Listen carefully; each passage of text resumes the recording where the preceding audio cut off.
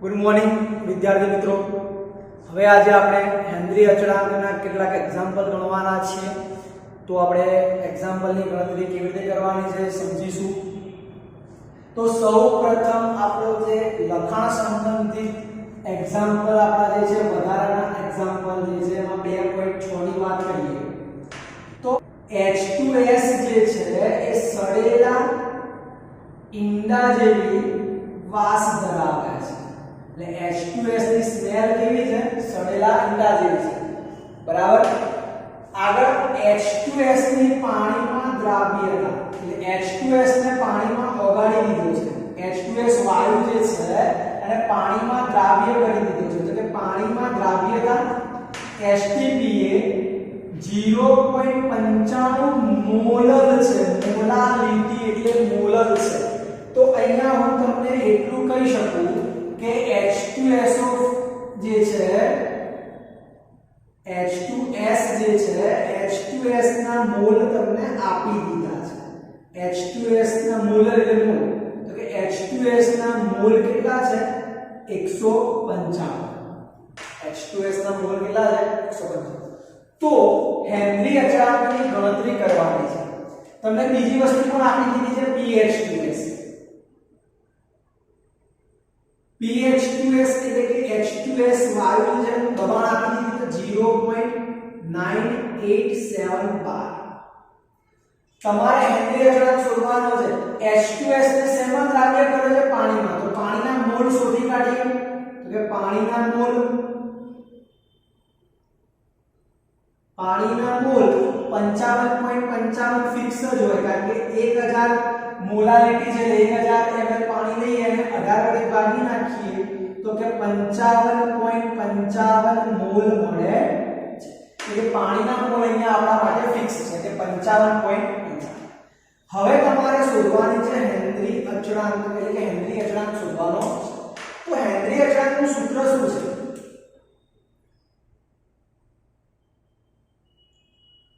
तो हेनरी अचळांकનું સૂત્ર શું છે બેટા? તો P H2S is equal to KH into XH2S। આ હેનરી અચળાંકનું સૂત્ર છે, સમજજો। PH2S તમારી જોડે છે, આ આપેલું છે। KH એટલે કે હેનરી અચળાંક તમારે શોધવાનો છે। XH2S આની અંદર આપણી જોડે ક્યાં છે? તો તમારે XH2S જે છે એ XH2S તમારે શોધવાનો છે, એટલે કે H2S ના મોલ શોધવાના છે। તો અહીંયા XH2S જે છે શોધીએ છીએ। XH2S H2S દ્રાવ્ય છે અને પાણી દ્રાવક છે, તો આપણને સૂત્ર ખબર છે H2S દ્રાવ્ય એટલે N2, તો N2/N1 N2। ખ્યાલ આવ્યો કે નહીં? એટલે H2S ના મોલ ભાગ્યા પાણીના મોલ પ્લસ H2S ના મોલ। H2S ના મોલ કેટલા છે તમારી જોડે? તો 0.155। N1 એટલે પાણીના મોલ, તો કે 55.55 પ્લસ N2 એટલે કે 0.155। તમે સાદું આપી દો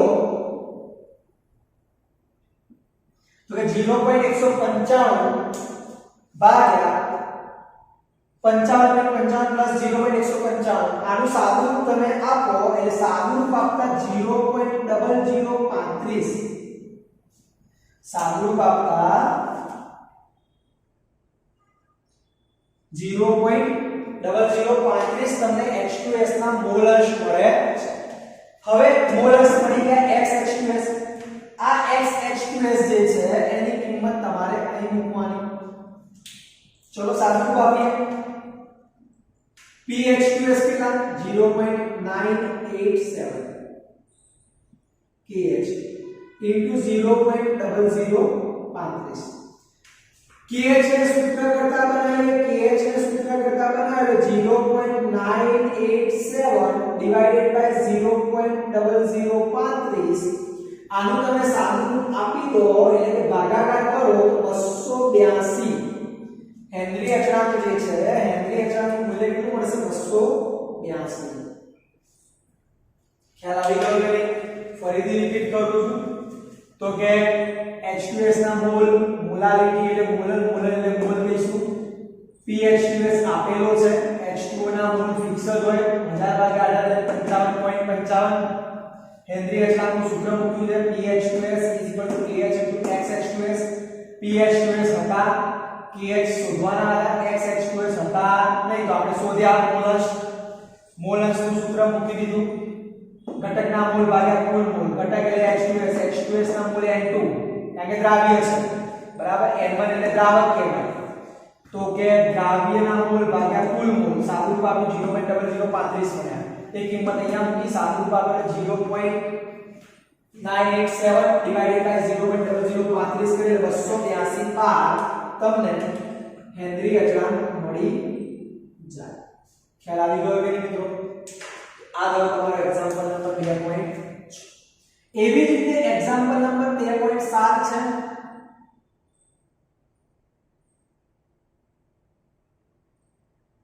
જોઈએ એક્ઝામ્પલ નંબર 2.7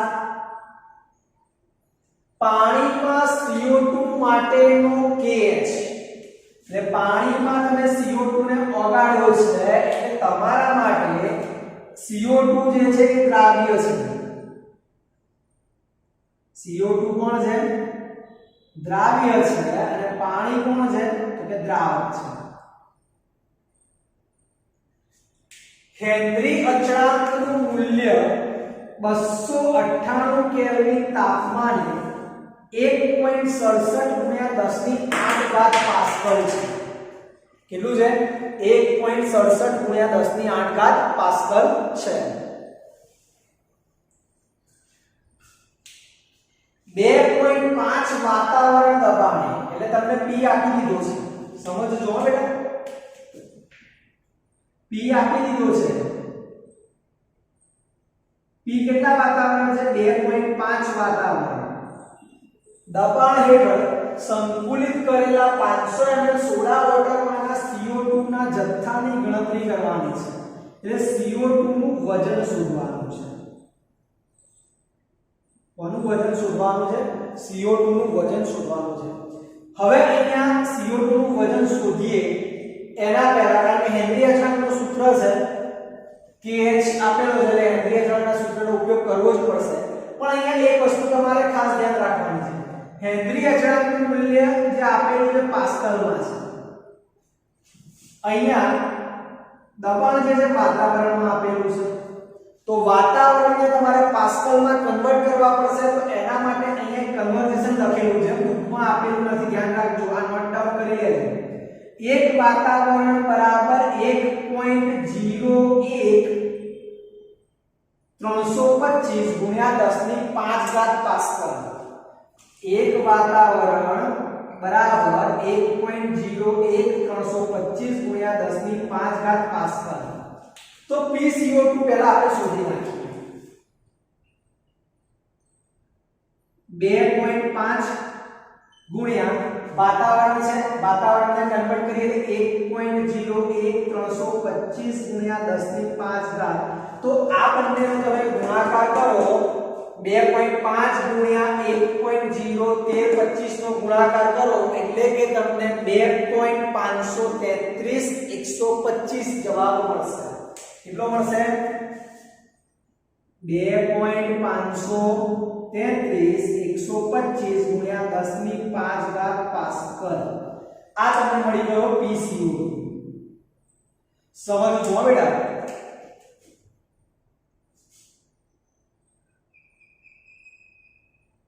આ તમને શું મળી ગયું PCO2 હવે તમે મોલસનું સૂત્ર મૂકી દેવાનું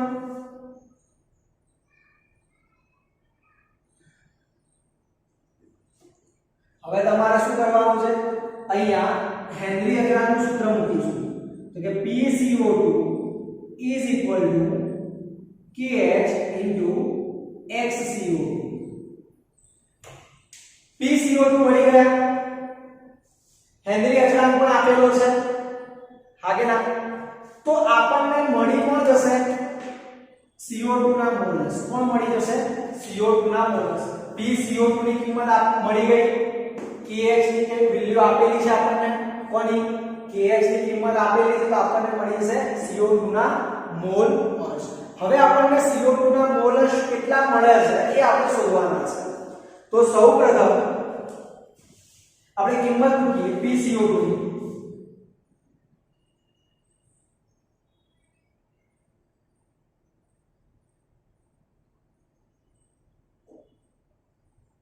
હેનરી અચળાંકનું મૂલ્ય 1.67 ગુણ્યા 10 ની 8 ઘાત અહીંયા પણ પાસ્કલ છે અહીં પણ પાસ્કલ છે XCO અહીંયા પાસ્કલ પાસ્કલ એકમ જે છે કેન્સલ તો કે 2.533 125 ભાગ્યા 1.67 કરો એટલે તમને કોઈ કિંમત મળશે બરાબર 10 ની 5 ઘાત છે નીચે આવે એટલે -5 ઘાત કહેવાય નીચે આવે એટલે -5 ઘાત કહેવાય તો 8 માંથી 5 ગયા વધ્યા 3 એટલે 10 ની 3 એટલે 1000 કહેવાય 10 ની 3 એટલે શું કહેવાય 1000 કહેવાય તો અહીંયા તમે 2.533 125 ભાગ્યા 1.67 કરો તો તમને એ જવાબ મળે છે 1.51 ગુણ 10 ની 5 નીચે આવે -5 8 માંથી 5 ગયા 10 ની 3 10 ની 3 એટલે શું કહેવાય 1000 કહેવાય 1.51 ને તમે 1000 વડે ભાગી દો તો તમને CO2 ના મોલ્સ મળે 0.00151 કેટલા મળે 0.00151 CO2 ના મોલ્સ મળે હવે મોલ્સ મળી ગયા છે હવે આગળ વાત કરીએ તો 500 ml સોડા વોટર તો કે 500 ml સોડા વોટર જે છે એ પાણીમાં સંતુલિત કરેલું છે એટલે 500 ml સોડા વોટર જે છે એને પાણી તરીકે લઈ લઉં તો 500 ml સોડા વોટર ને 500 ml પાણી તરીકે લેતા તો 500 ml છે કે 500 ગ્રામ કોઈ ફરક પડશે તો હવે અહીંયા પાણીના મોલ શોધવાના છે કોના મોલ હવે પાણીના મોલ જે હતા 1000 ભાગ્યા 18 કરતા હતા તો 55.55 મળતા હતા પણ અહીંયા 500 ભાગ્યા 18 કરશો એટલે અડધું થઈ જશે 27.78 કેટલા મોલ 27.78 મોલ થશે XCO2 તો હવે હું XCO2 એટલે કે CO2 ના મોલ્સ નું સૂત્ર લખું છું ઘટકના મોલ ઘટક એટલે કે આ દ્રાવ્યના મોલ દ્રાવ્ય ઉપર લખું છું N2 તો N2 ના મોલ એટલે કે CO2 ના મોલ મને ખબર નથી N1 પાણીના મોલ તો ખબર છે NCO2 ખ્યાલ આવે કે અહીંયા ધારવું હોય તો ધારી શકાય NCO2 બરાબર x લેતા આવું ધારવું હોય તો તમે ધારી શકો તો હવે x પાણીના મોલ 27.78 પ્લસ x XCO2 તમે શોધી નાખ્યો છે 0.0051 કેટલો છે 0.0051 તો હવે શું થશે અહીંયા આગળ N1 ની સાપેક્ષમાં N2 ને અવગણતા કારણ કે N2 triple less than N1 છે એટલે કે પાણીના મોલની સાપેક્ષમાં તમારે આ નીચે જે પ્લસ કરીને x એટલે કે CO2 N2 ને અવગણવાના છે તો આનો મતલબ શું થાય N1 ની સાપેક્ષમાં N2 ને અવગણતા N1 ની સાપેક્ષમાં N2 ને અવગણતા ખ્યાલ આવે કે તો અહીંયા નીચેના પદમાં આપણે x ને અવગણી નાખવાના છે XCO2 તમારી જોડે છે 0. 0015 અથવા 151 પણ લખી શકો છો x 27.78 કારણ કે આ x ને તો તમારે અવગણી નાખવાના છે આ x ને શું કરવાના છે અવગણતા ખ્યાલ આવે કે નહીં તો x ની કિંમત x એટલે NCO2 x એટલે કોણ છે NCO2 તો CO2 ના મોલ મળી જશે 0.0015 ગુણ્યા 27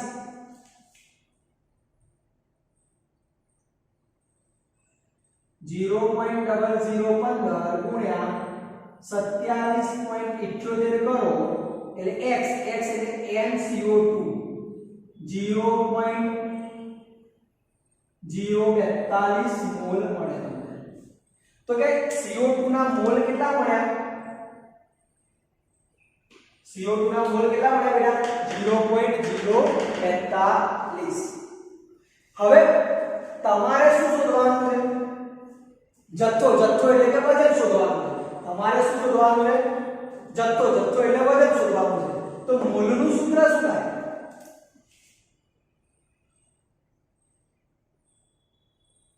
મોલનું સૂત્ર શું થાય બેટા વજન ભાગ્યા અણુભાર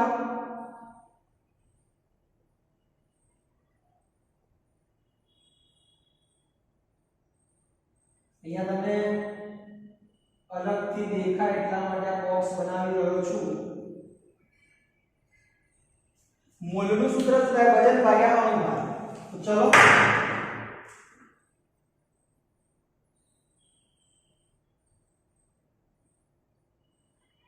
મોલ કેટલા મળ્યા 0.042 વજન તો તમારે શોધવાનું છે અણુભાર CO2 નો અણુભાર કેટલો થાય 44 તો કે 0.042 ગુણ્યા 44 કરશો તો તમને જવાબ મળશે 1.84 ગ્રામ તો CO2 નું વજન કેટલું મળ્યું